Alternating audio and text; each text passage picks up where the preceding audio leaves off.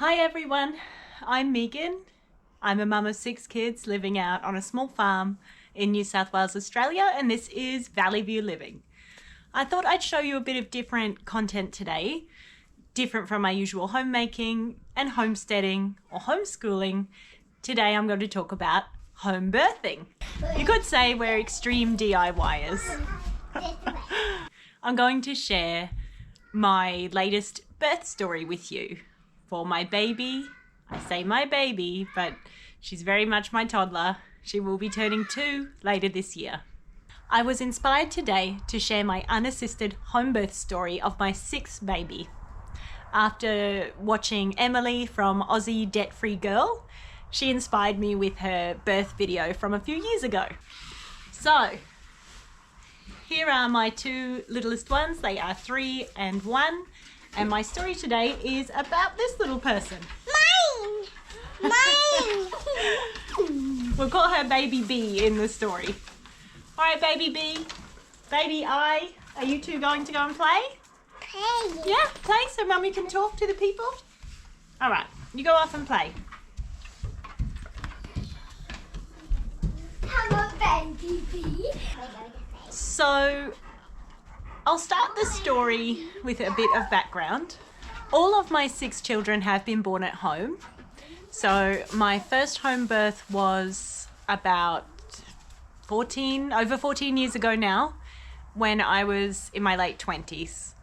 And for some reason, call it instinct or just the way that I felt at the time, I never really considered a hospital birth. I did not have good experiences from the start of my pregnancy. I did go to the family doctor at first, and I felt that his perspective was quite fear-mongering. So I found it a negative perspective to be entering my very first pregnancy with, and that did drive me along the path of seeking out other options. But I guess I'm getting derailed here. I want to talk about my latest home birth with you today, with Baby B. But I just wanted to say that yes, every one of my children has been born at home. The first 4 were born with a midwife and a doula, or 2 midwives, as is the regulation required here in Australia. But my last 2 babies, the 2 who were just sitting with me here, were born unassisted at home, also called a freebirth. I actually prefer the term unassisted birth or family birth. So both of those babies were born with just my husband and my children and I at our home. So Baby B being my second unassisted birth, I did enter her pregnancy quite confident. She was my 6th baby. I felt like I knew what I was doing at this stage. I did not have any health problems. I entered pregnancy fairly strong and healthy and fit. You know, I spent every day caring for my 5 older children, who were at the time ranging in age from 12 to 1. So I was pretty busy. Every day was quite a lot of work. And I think that helped to distract me from pregnancy. And I think actually being distracted from your pregnancy is a helpful state of mind, in my experience anyway. I know that my later pregnancies where I had younger kids keeping me busy, in a way, were more emotionally easy, if not physically easier, than my first pregnancy, where all I really had to think about was how awful I felt and how tired I was, and how worried I might have been about things going on with the pregnancy, the baby, and birth. So, yeah, I was quite busy anticipating Baby B. We lived in the city at the time. That didn't really factor too much into my home birth decisions. Wherever I have home birthed have been between 1 hour to 5 minutes from the closest hospital, but I do not see birth as a medical issue or a medical emergency waiting to happen. Therefore, the proximity to medical facilities was not really the greatest driver of my decisions. For my first births, having a professional midwife, or 2 professional midwives, as is the case here, they do come with medication in case your placenta struggles to come out or you bleed too much, you start to hemorrhage, they have medication for that. And they also bring oxygen in case the baby has some trouble breathing after birth. So my first 4 births were the furthest from hospitals, yet I felt quite safe and secure knowing that my midwives were professionals. They were confident in my ability to birth safely, and they had that gear, that safety gear, that medical gear with them. But for my unassisted births, I have been 5 minutes from medical attention if I've needed it. So this last birth, this unassisted birth, it was a busy pregnancy.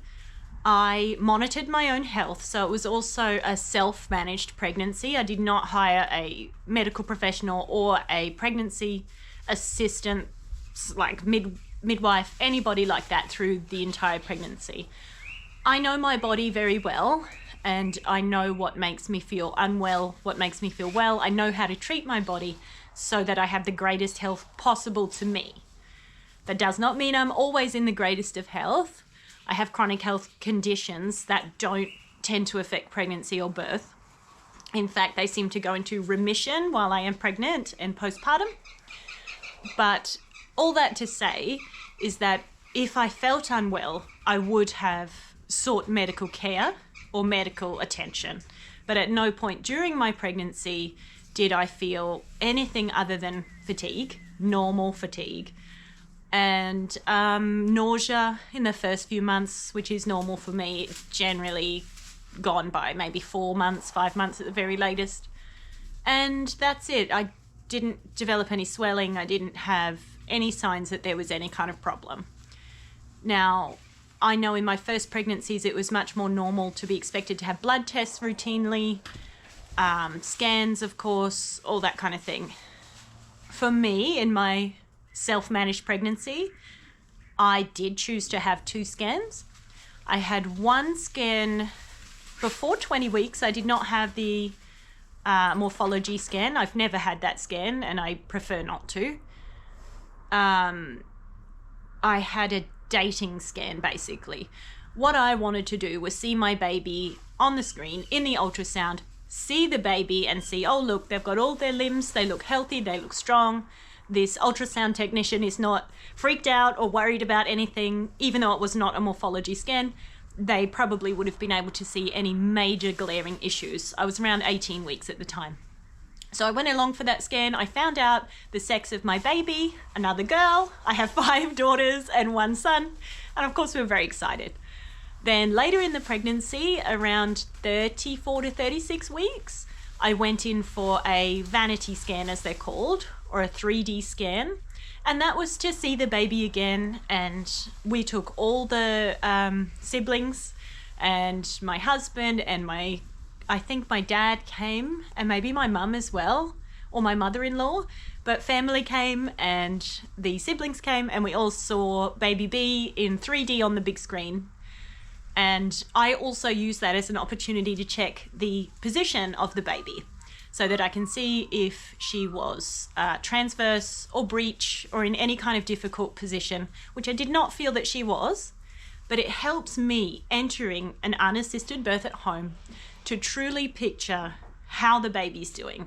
See them, and I can see them and feel that they're healthy, they're strong, and see the position that they are in, which for her was head down in a good presentation for birth.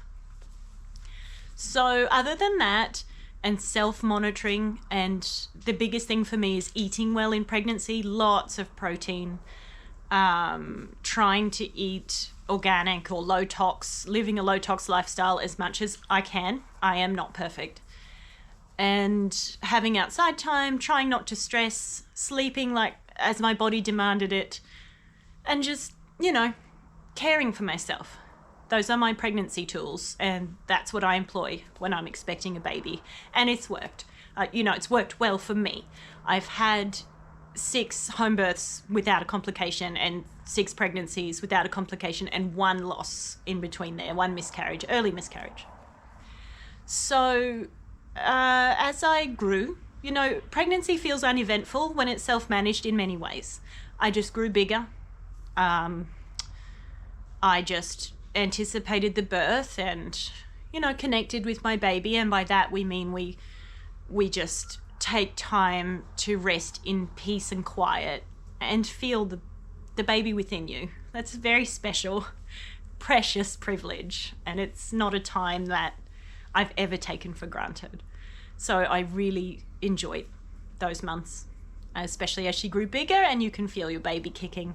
It is really magical and unique. So I'll, skip to the chase. Let's cut to the chase and talk about the birth. So on the day of the birth, let me backtrack probably a week. Now, it's been normal for me for my past few births to have a prodromal labour. So that's a labour that stops and starts or slowly builds up. Now, that kind of labour might be moving your body into a great position for birth. It might be loosening up the muscles or strengthening exactly what you need inside your body to have a quick, uneventful, safe birth.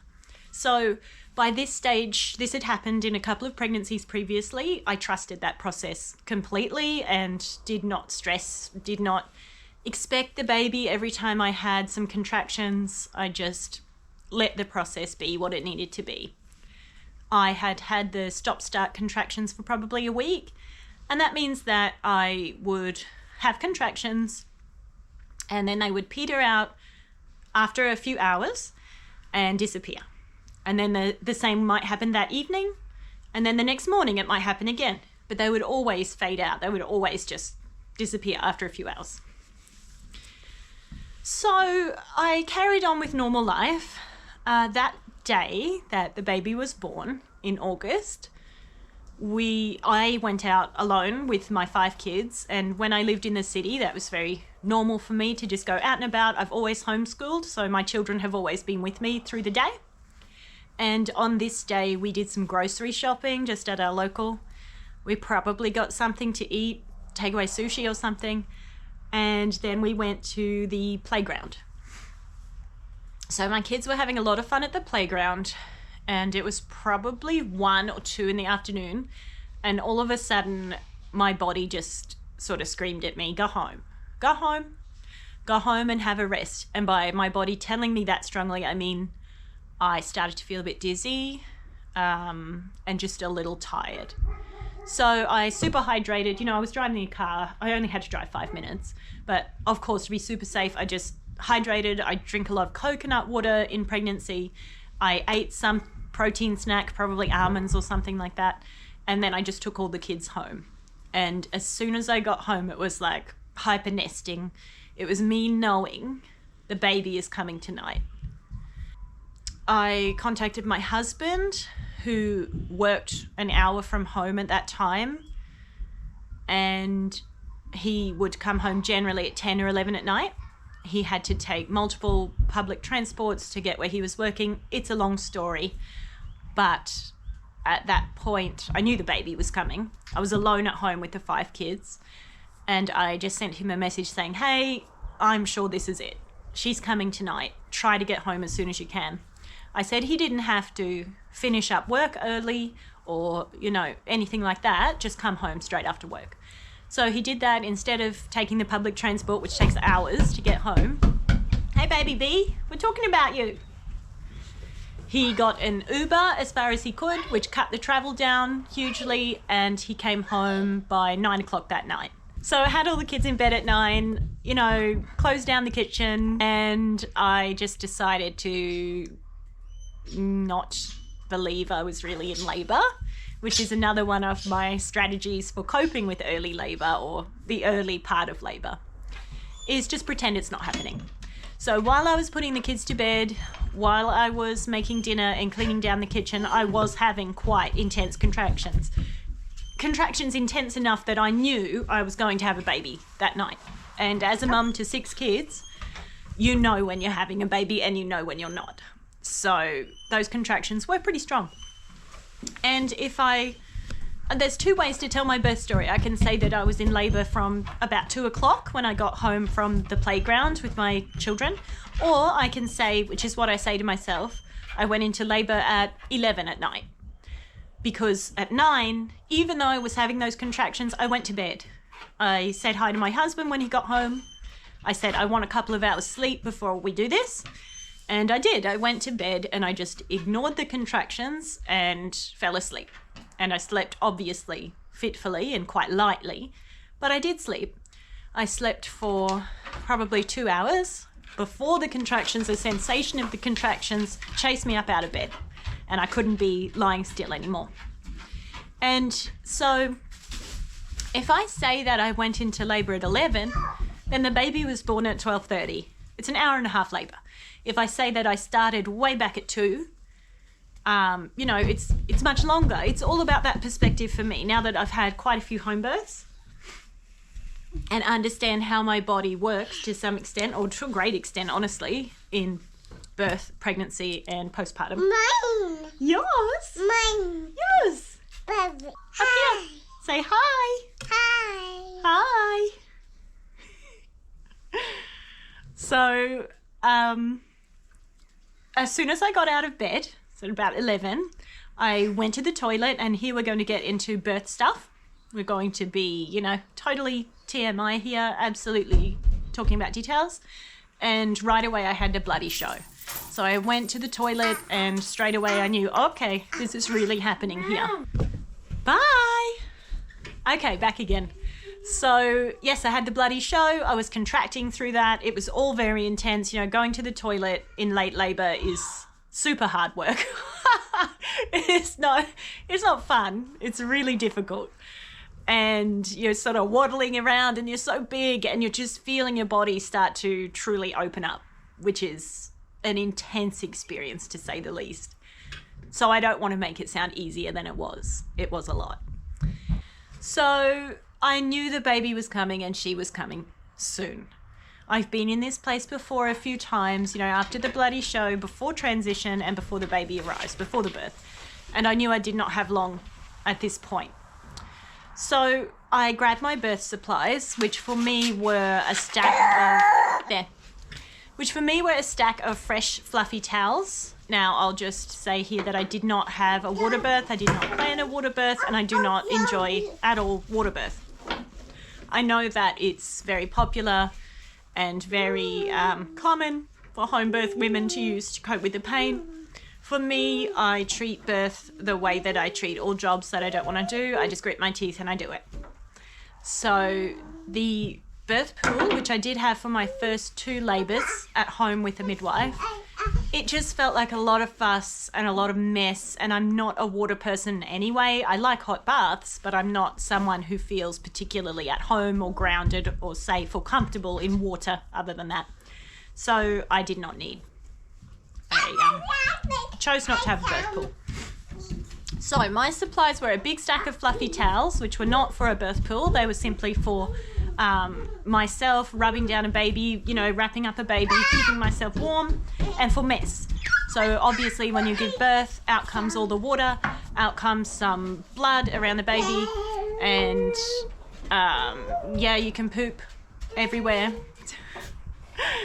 You can poop everywhere. And if you're home birthing and it's unassisted, you need to plan for these things, okay? And you need to be a very comfortable couple with each other, knowing that your husband, if he's your support person, or he's present through the process, he's going to get to know you in your most primal. There is no filter on birth. Come on up. You got to be quiet though. So, where was I? Yes, so I got my stack of fluffy towels, I got some baby blankets, I had some herbal tinctures which are designed to shrink the womb in case of hemorrhage or to assist with placenta. I did not need any of those, and I have never needed any of those in birth. I had some for afterbirth pains, which oddly enough I didn't have any at all this pregnancy. But that's what I had, tinctures, that's about it. Oh, of course, the scissors, sterilised scissors, and some cord tie, which is it can just be any kind of clean tie, or you can have the plastic clamps from the chemist.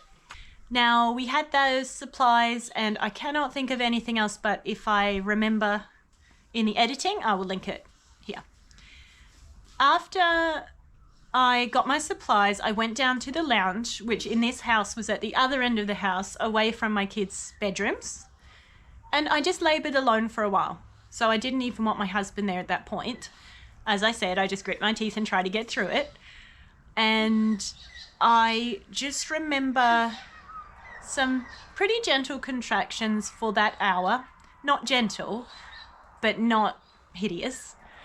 And then I wanted my husband. So this is when I entered transition. Okay, so transition. That's when my husband knew that I wanted him. I didn't have to go and get him or tell him. He just entered the lounge and started the process with me.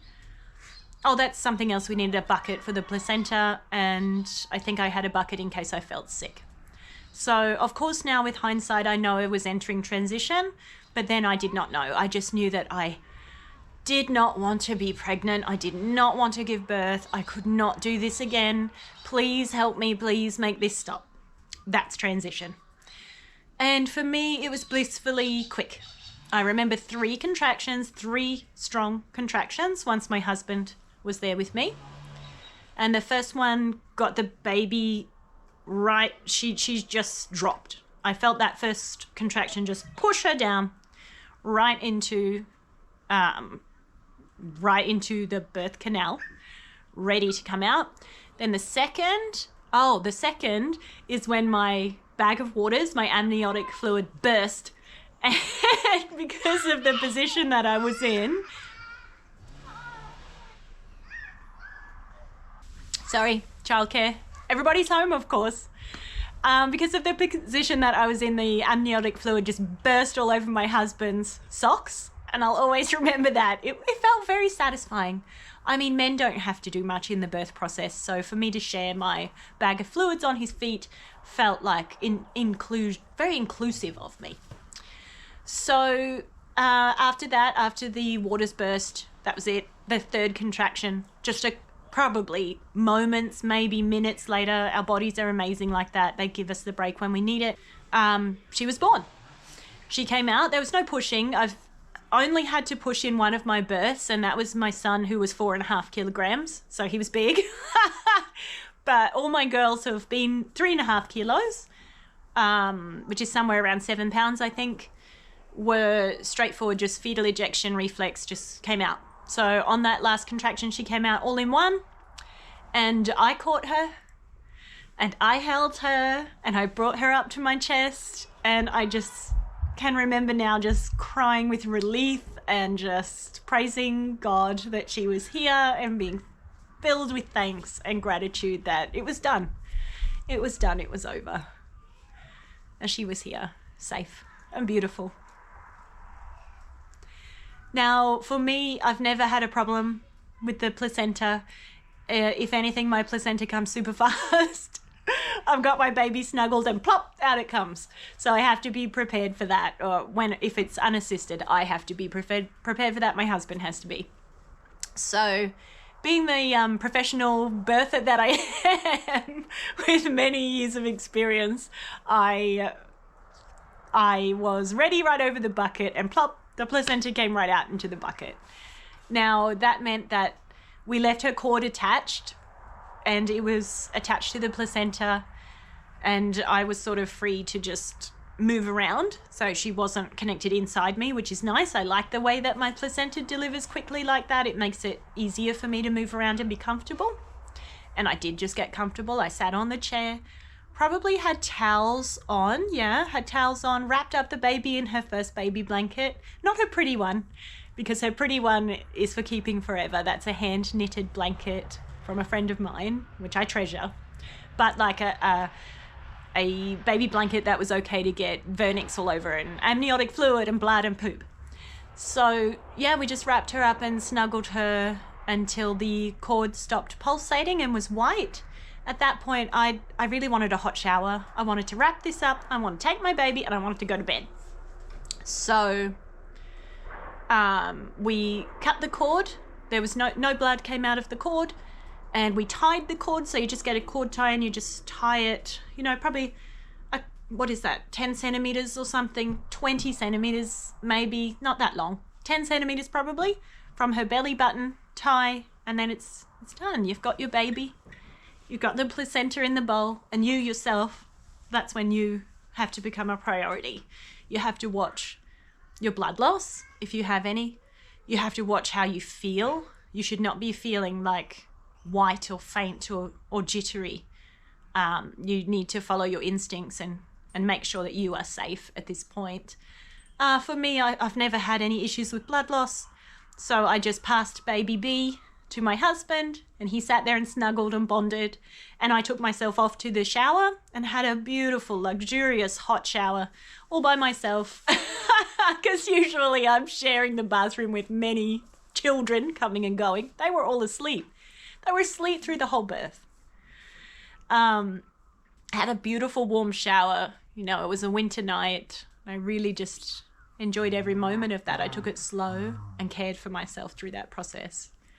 And then I got straight back into my bed, and I was co-sleeping with my next two youngest children at the time, which is our parenting style.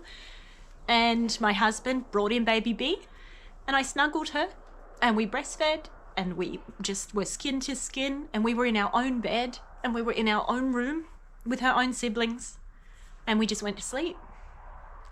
And I know that behind the scenes, my husband went back to the lounge and he gathered the towels, that was the soiled, super soiled towels. And I specifically bought cheap towels for that to make it easy for us. And he just threw them all up in a garbage bag and bagged it all up. Took him probably 5 to 10 minutes to clean up after the birth. And he just threw them away. So he went to bed. I went to bed. We all just snuggled and went to bed. We were probably asleep by 1 to 2 a.m. and I felt great. I just felt amazing, because for me at that time I felt like that was my last baby. I still feel like that was my last baby. And I just felt relief, because pregnancy and birth is beautiful, but pregnancy and birth is work, and it's a strain and it's an effort physically, emotionally, spiritually. It's huge. So for me, I just felt relief that she was here, and now I could start another chapter. But that's getting ahead of myself. The best part of this birth story, and my favorite part of this birth story, is that little baby B's 6-year-old sister, at the time she was 6, had been coming in to see me every morning in that late pregnancy for the 2 weeks before she was born, and saying, "Oh, looks like you haven't had the baby yet." Every morning, very impatiently.